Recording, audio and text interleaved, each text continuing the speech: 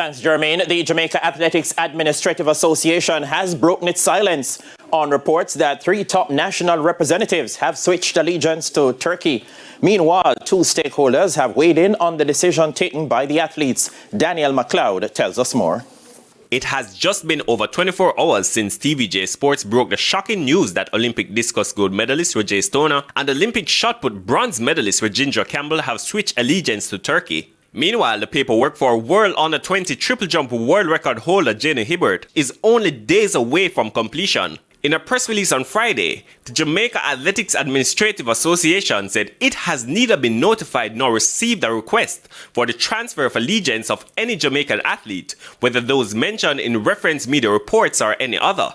The local governing body says it will continue to be guided by the World Athletics Transfer of Allegiance regulations and will engage with the requisite processes. For track and field analyst Dwayne Extall, the JAAA now has to be careful more athletes do not follow suit. The horse is out the gate, and it's a matter now of how do we look after the athletes that are coming up. The youngsters who are now seeing this and are now understanding a little bit more that I have options. You know, it's not just Jamaica alone. I have options, and if I'm good enough, people will come. And then there are so many changes happening at the NCAA level with scholarships being offered because of policies that are being changed.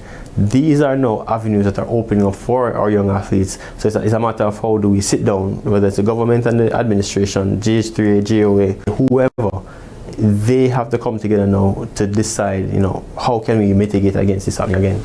Campbell has voiced concerns about his struggles in the past, and Extall says while this pill is hard to swallow, he understands the athlete's decision.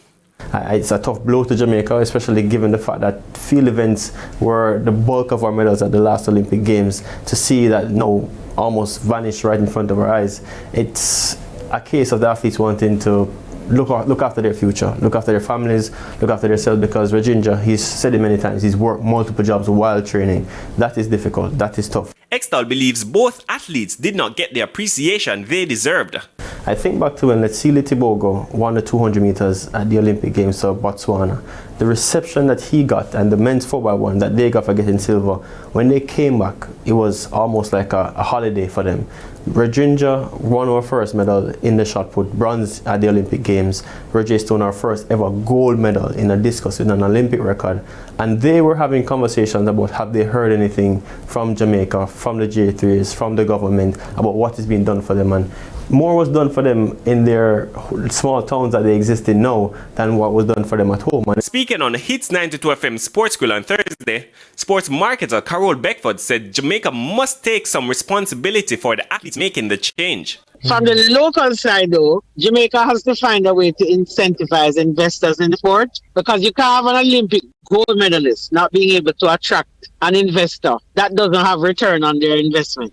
And so there are different things that we need to start, and we need a body to acknowledge all of those things and to put all of those things on the table. And so things like a National Sports Council must be inevitable to look at the industry from that perspective. Daniel McLeod, TVJ Sports.